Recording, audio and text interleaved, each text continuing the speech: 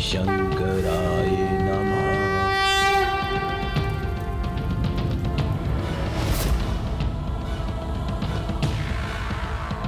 उस देवी के साथ आज के युद्ध का जो भी परिणाम हुआ हो, किंतु मेरी योजना तो अभी भी सफलता की ओर बढ़ रही है। असुर महानायक, हमें समर्पण कर देना चाहिए। विशाल, पराजय का, समर्पण का ये विचार भी कैसे आया तुम्हारे मन में? मेरे भ्राता हो तुम, 105 ब्रह्मांडों के विजेता, महानायक असुर भंडासुर के भ्राता। तुम इतने भीरू कैसे हो सकते हो? हम न कभी पराजित हुए हैं, ना होंगे। इसलिए बिना विलंब किए यहां पर सुरक्षित कवच बनाओ, जिससे वो देवियां अपने आक्रमण से हमें चकित ना कर सके। क्योंकि शीघ्र हम ऐसे अभेद्य ढाल की सुरक्षा प्राप्त करने जा रहे हैं, जिससे हम अजय बन जाएंगे।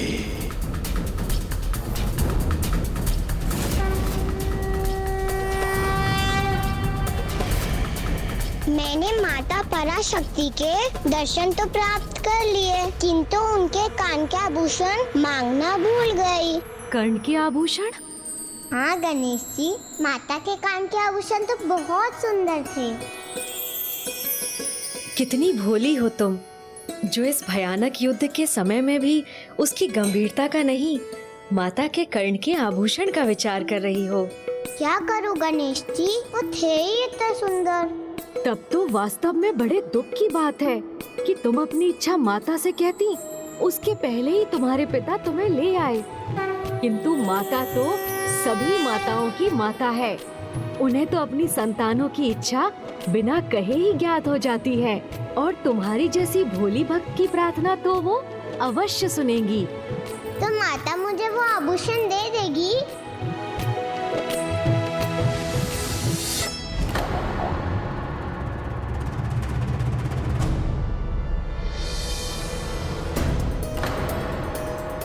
गणेश जी, अब मैं प्रसन्न हुई तो मुझे आपकी चिंता सताने लगी, क्योंकि आप ऐसे ही मोदक खाते रहे तो आपका पेट ना फट जाए।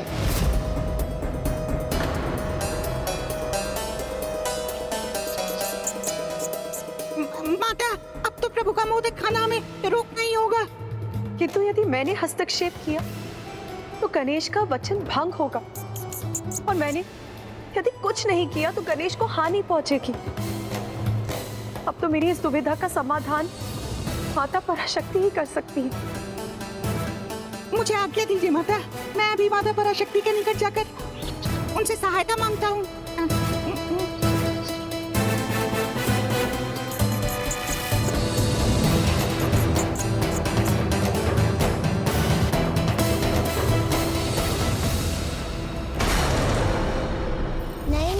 हमें इसका उपाय करना ही होगा।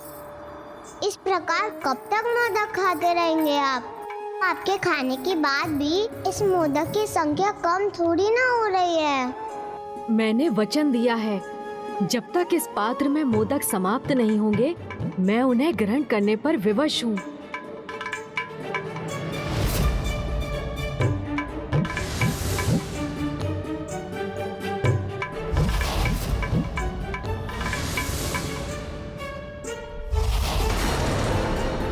रश्मि प्रभा, इस अक्षय पात्र की कोई भी सामग्री कभी नहीं घटती।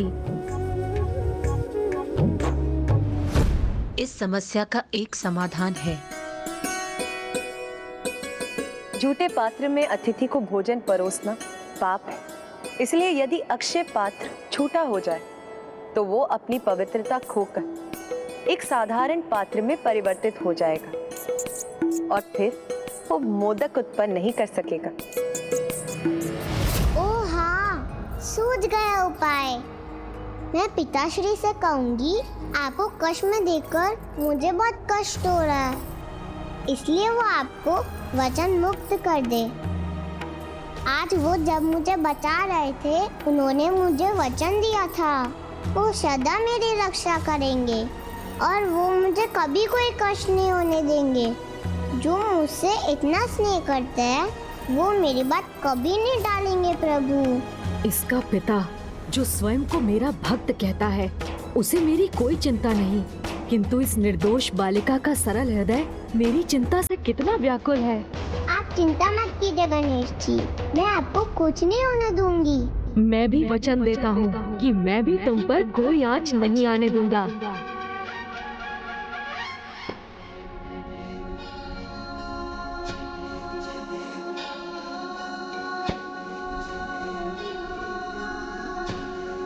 मैं अभी जाकर पिताश्री को मनाती हूँ।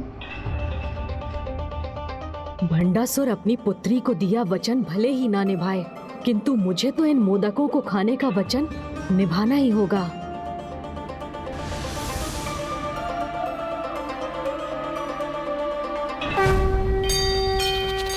अब मुझे आज्ञा दीजिए माता।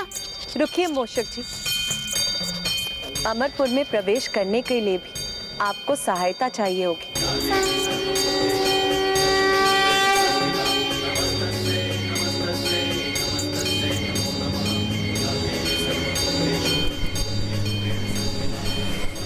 माता, ये पतंगा मेरी सहायता करेगा।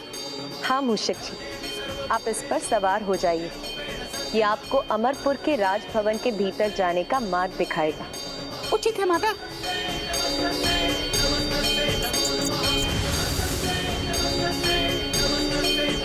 चलिए पतंगे महोदय, उड़ान भरिए।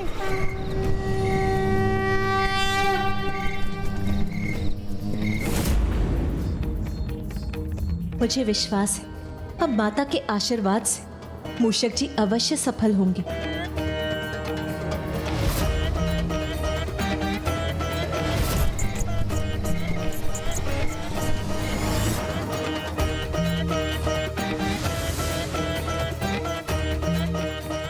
ये मेरे लिए अत्यंत असुविधाजनक होता जा रहा है। मुझे कुछ अच्छा नहीं लग रहा। पिताश्री, पिताश्री, पिताश्री।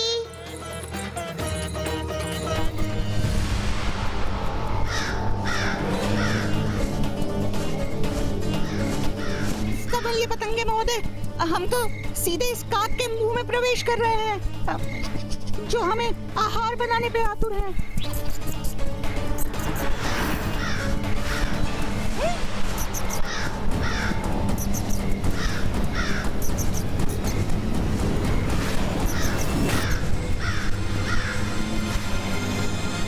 देखा, दोनों को बचा लिया ना मैंने।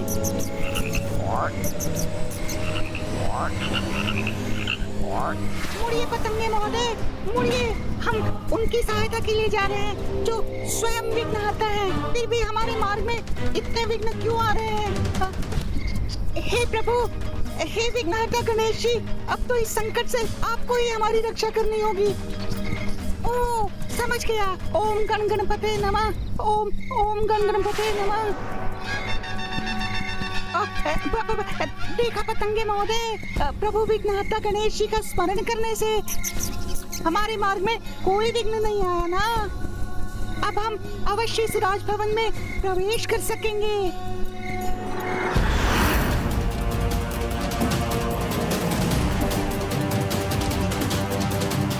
पिताश्री, पिताश्री, पिताश्री तो कहीं नहीं दिखाई दे रहे हैं। तो मैं गणेश जी की सहायता कैसे करूंगी?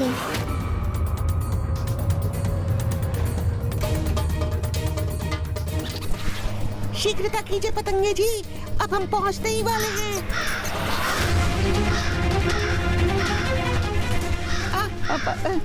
ये काक फिर क्यों लौट आया?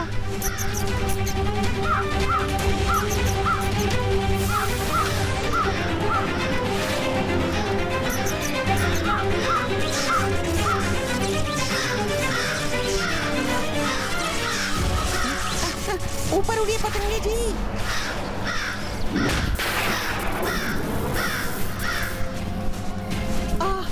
मैं ऊपर बाल बाल बच गए।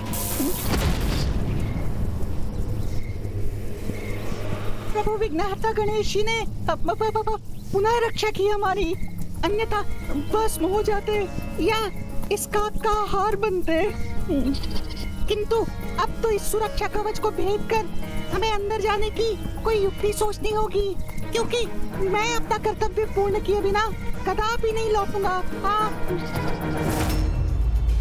मैंने तुम सभी को यहाँ इसीलिए बुलाया है ताकि तुम वो दृश्य देख सको जिसके कारण मैं आज की पराजय के बाद भी इतना निश्चिंत था।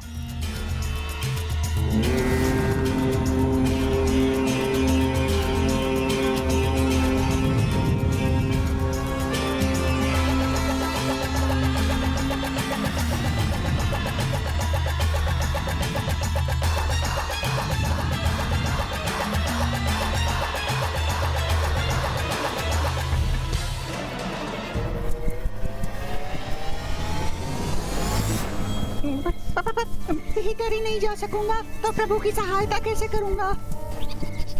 पतंगे महोदय, माता ने आपको मेरी सहायता के लिए भेजा था, तो मेरी सहायता कीजिए। आप मुझे उल्टी दिशा में क्यों ले जाने लगे? मुझे मेरे प्रभु के पास जाना है। आप कर क्या रहे हैं?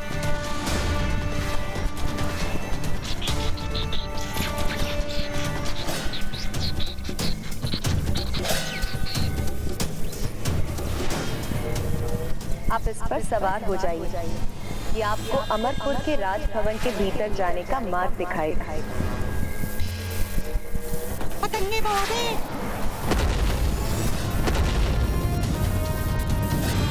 मैं आपका त्याग व्यर्थ नहीं जाने दूंगा। सब जगह ढूंढ लिया मैंने पिताश्री को, किंतु कहीं नहीं मिले पिताश्री। अब मैं गणेश जी के साथ कैसे कर पाऊंगी? मूषक, रुक जाओ, मैं मित्र हूँ, शत्रु नहीं। ये मूषक तो बात भी करता है। इसे अपना मित्र तो पुकार लिया, किंतु योजना नहीं बताऊंगा। किंचित है तो भंडासुर की ही पुत्री। हाँ,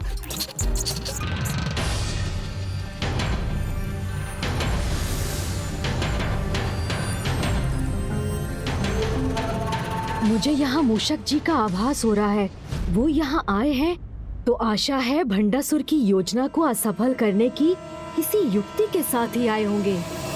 गणेश जी जब तक अमरपुर में है तब तक प्रभु महाशिव के आवाहन हेतु मेरे इस महायज्ञ में कोई भी विघ्न उत्पन्न नहीं कर सकता।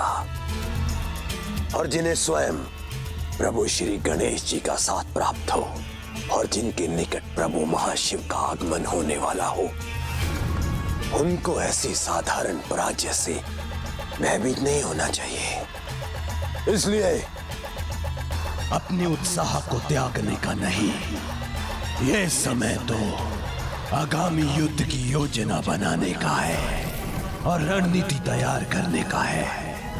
अपनी शक्ति को एकत्रित कर, अपने विश्वास को जागृत कर आक्रमण करने का है, क्योंकि वो देवी सूर्योदय होते ही अपनी संपूर्ण शक्ति के साथ अमरपुर पर आक्रमण करने के लिए अवश्य आएगी।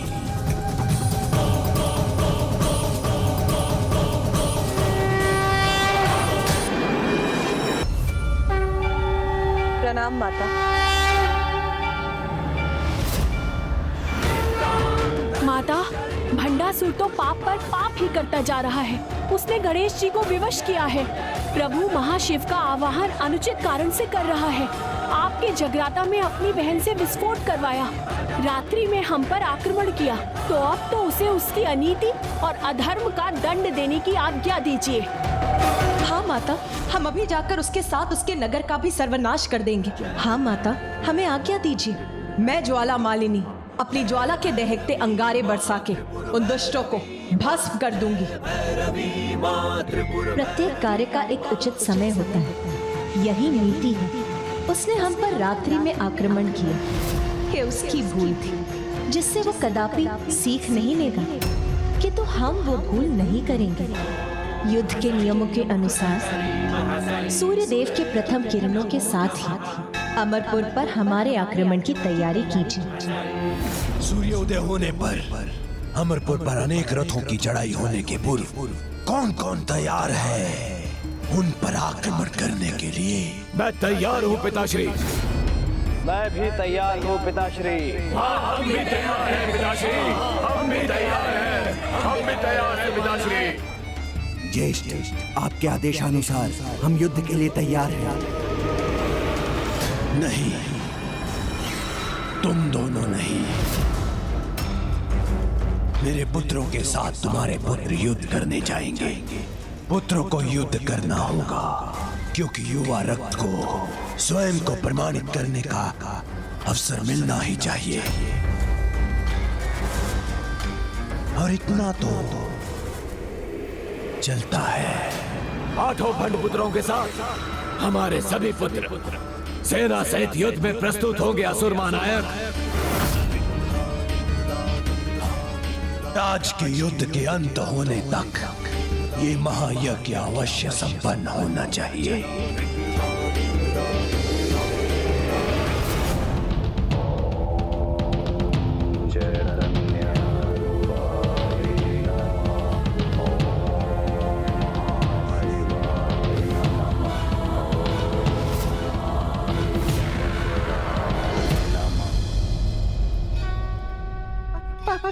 आज का युद्ध समाप्त होने से पूर्व मुझे अपना कार्य पूर्ण करना होगा।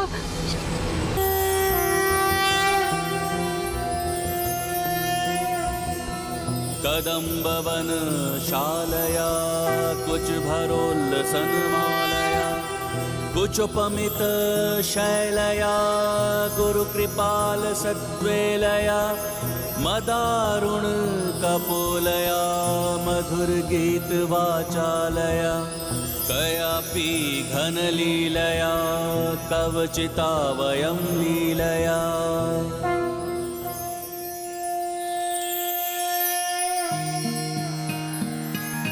दुर्गा दुर्गति शमुनी दुर्गा पत्ति निवारिणी दुर्ग मच्छेदिनी दुर्ग साधिनी दुर्ग नाशिनी दुर्गतोद्धारिणी दुर्ग निहंत्री दुर्ग मापहा दुर्गम ज्ञानदा देवी बाल त्रिपुरा सुंदरी।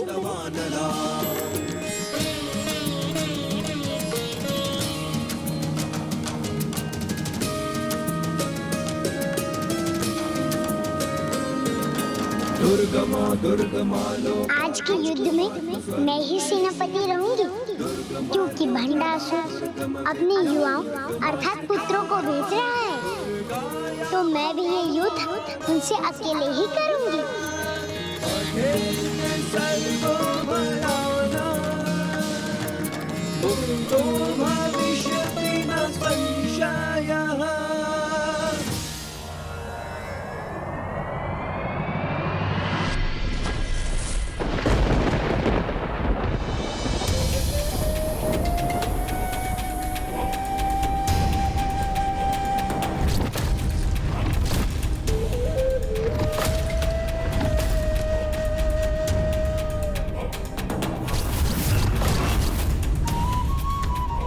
मेरे युवा महारथी मिटा देंगे इन रथों को।